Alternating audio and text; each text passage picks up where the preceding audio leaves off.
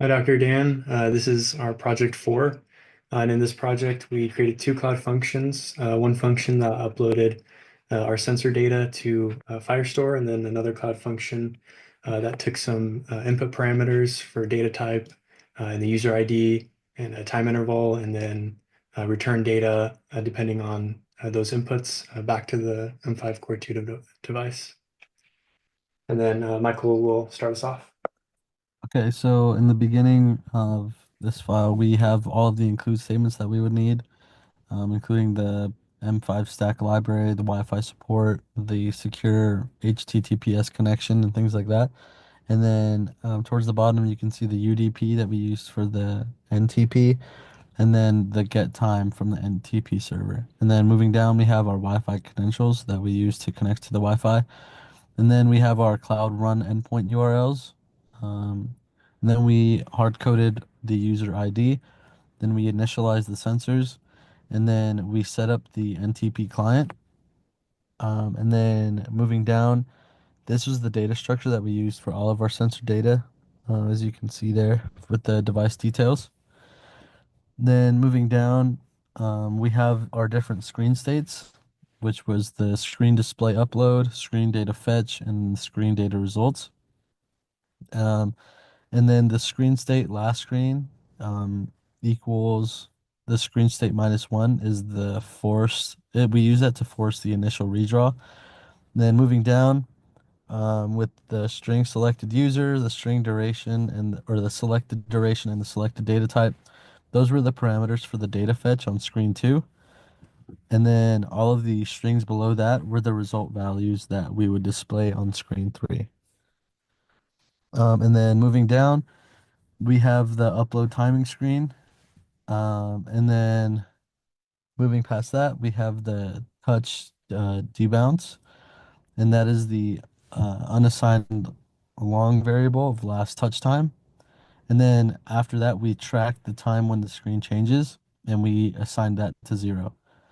And then moving down, you can see that we uh, had the layout, the constraints for the positioning UI, and this is kind of the values that we set for it. A lot of these were like the sensors and things like that, and the readings, and that's kind of how we decided to lay it out so that they would be the easiest to read and easiest to work with.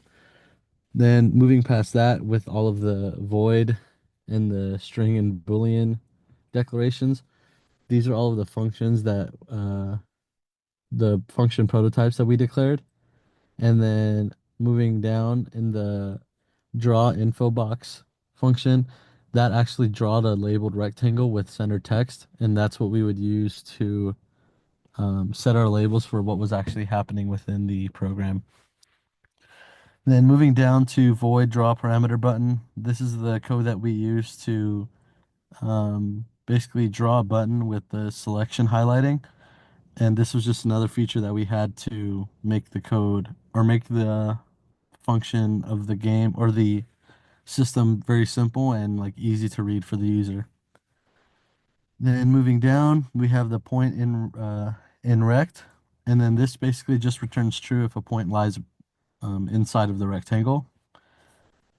Um, and then moving down to draw static screen one, this would display the sensor data and upload all of the data to the cloud. So this is one of the most important functions that we have within our system because not only did it show you what was gathered, but it also showed you that it was also going to be uploaded so that you could be certain that whatever data you did get was correct and that you could double check it as it was getting uploaded to the cloud. Um, and then moving down to the update dynamic screen one, this would update the sensor values on the screen, and we did that with by like setting the color and the text color and setting the cursor values, and then continuing down.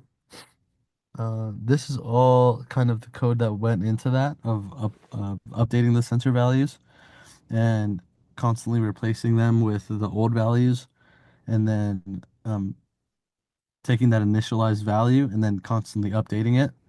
And as you can see, it's a lot of rinse and repeat. And yeah, that goes all the way down to the different sensor values, such as like the temperature, humidity, like the accelerometer for the X value, the Y value, and the Z value. And yeah, that just keeps going until we got all of the sensors accounted for. And then Marta will go over the next section. Starting from void handle touchscreen one. Basically, what it's doing here is that the function starts by checking if at least one touch is detected. Here, it's getting the count of how many touches and also the last time it was touched. And enough time has passed since the last touch. Like that's what here is it's asking, it's getting. And then it gets the details and then it has the button layout and selection of users here all displayed all the way here to including the handle touchscreen too for the second screen. Um, it defines button dimension and spacing, and it computes the position of X1, X2, and X3 on the user selection row here. And it, depending on which area is touched, it sets the selection user's variable. And then it also gets the time duration and data type selection. The button there repeats similar logic for all the rows. And with the layout, it also gets those um, like if they're touched or not, and like those buttons here with the layout. And no, where is it? Yeah. And then here we have draw static screen 3, where we have all the LCD drawings here. And what it does is the function begins by filling the screen with the black and sets the text properties and their sizes.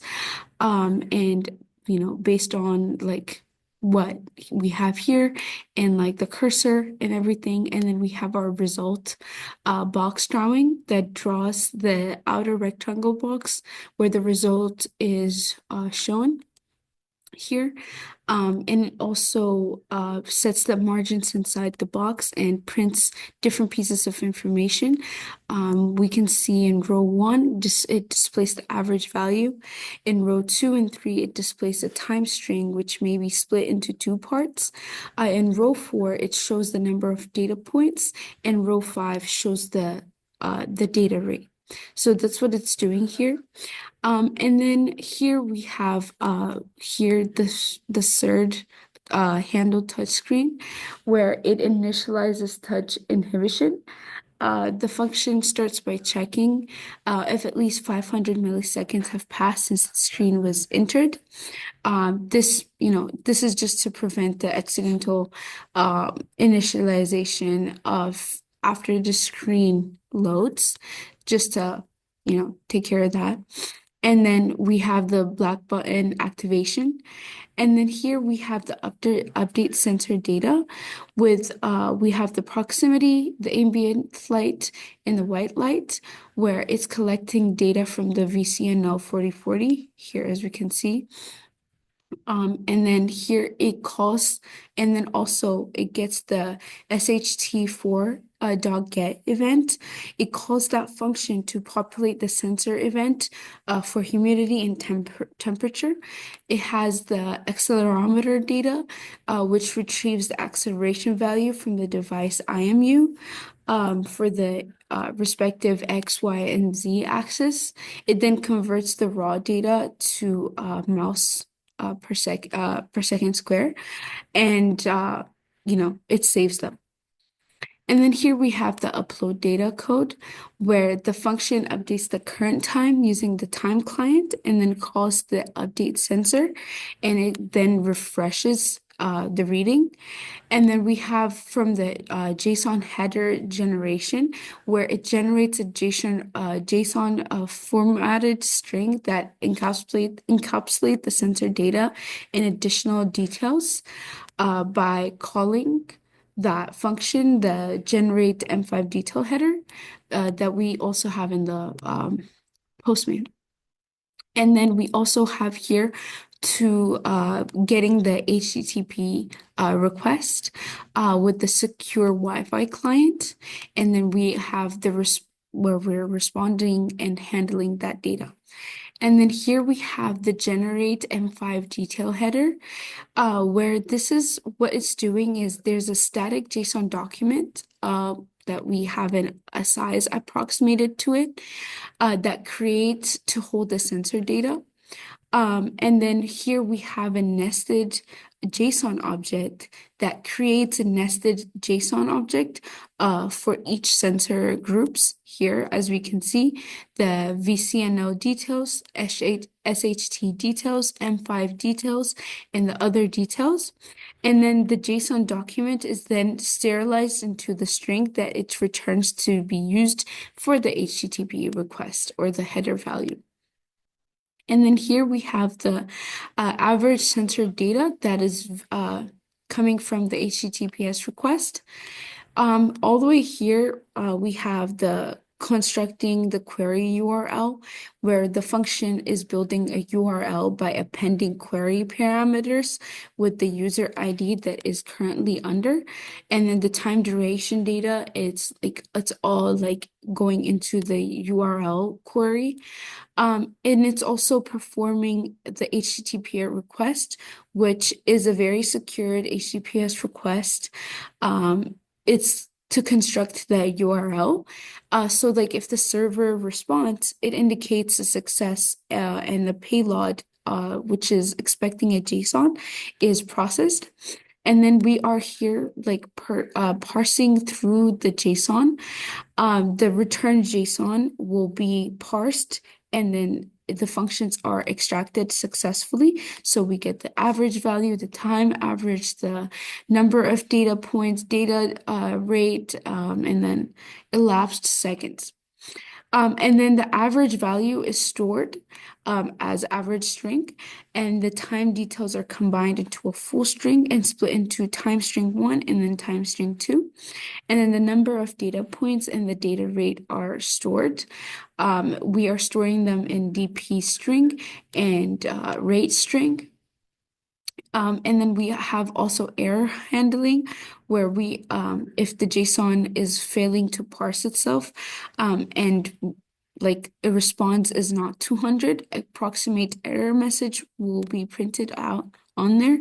And then we have the closing connection, where the HTTP connection is terminated with the end here, end function here.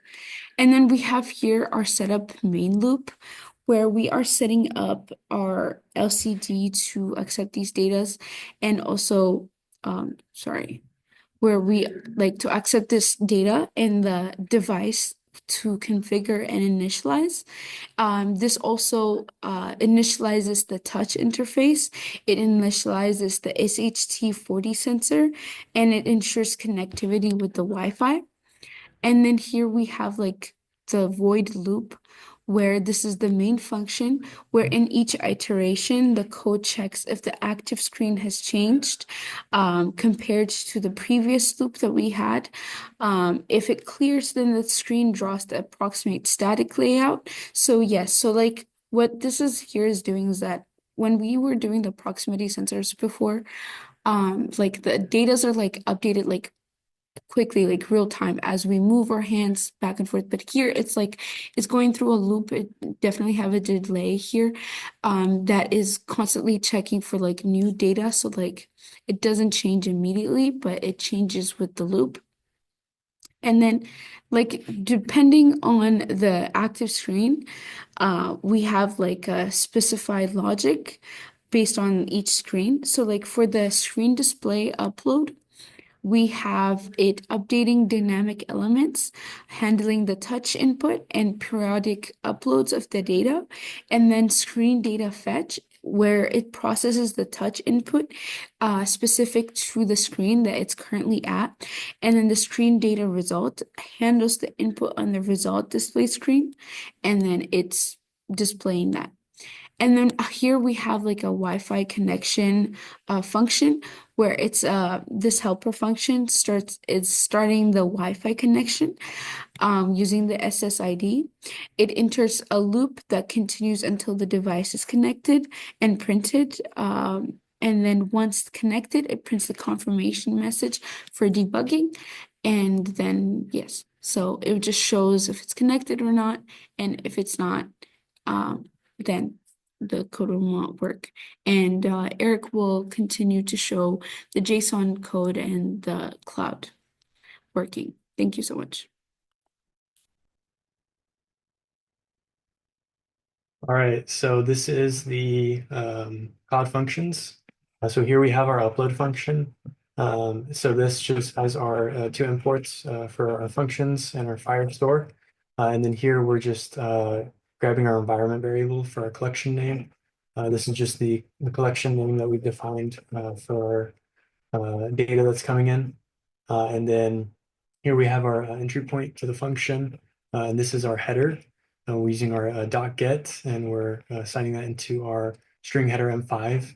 And then here we have our object details. So here we just parse through our header, the data that we received from our header. And then here we just validate the different pieces of data. And then we have some error logging and just some status requests indicating that we have just a malformed request. And then here we're gathering our user ID from our other details, from our object details. And then here we're defining our time now using a Firestore timestamp. And then we're assigning that to our cloud upload time. And then here we define our instance of our Firestore client. And then here we're just uploading the data into the user's data points collection into our root collection name, which is defined as our environment variable. And then we just upload that using set, and then we log any errors that occurred. And then here we send a status code 200 indicating that it was successful, and then 400 indicating that there was an error. So that's our upload function. And then here we have our average function. So similarly, we have our imports and our environment variables. This is our entry point. And then we have some extra logging just because I had some issues with it. But we were able to get that resolved. And then we have our Firestore client that we're instantiating again, or initializing. And then here we have just some query parameters. And then down here, we're just determining our field path and then our unit for the data type. So we just have a switch case, and we assign the field path and the unit to that specific data type. And then we have some logging. And then down here, we have start time threshold that we're calculating for filtering our data points. And then here we're just handling our all user case. So this is going to fetch all the user documents from our root collection, and we fetch it all using .get, and then we check if it's empty, and if that is, we handle it with some errors. And then here we extract the user ID as well, and then we do some more logging, and then here we just process each user's data points, and then we log that the user being processed, and then here we filter by the time threshold. We do that right here, filter by the time threshold, and then we log the number of the data points that we gathered. And then here we just skip if no data points are found. And then here we just aggregate the data points for the user. And then down here, we just do some converting. So we convert to milliseconds, and then we update the earliest timestamp and then the latest timestamp. And then here, down here, we handle each specific user case. So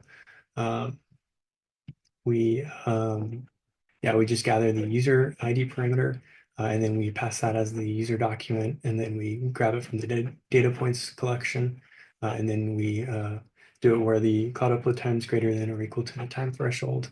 And then we go ahead and get that, and then we return some errors, and then we similarly aggregate the data for that specific user, and then we do some similar stuff right here. And then down here is where we actually calculate the average, the elapsed time, and then the data rate as well. And then down here, we format the time range. And then right here, we prepare the result object, and we pass in the data that we were able to calculate. And then we go ahead and return that with a status of 200. And we pass in a result. And then we have some additional error handling. And that's about it for the cloud functions.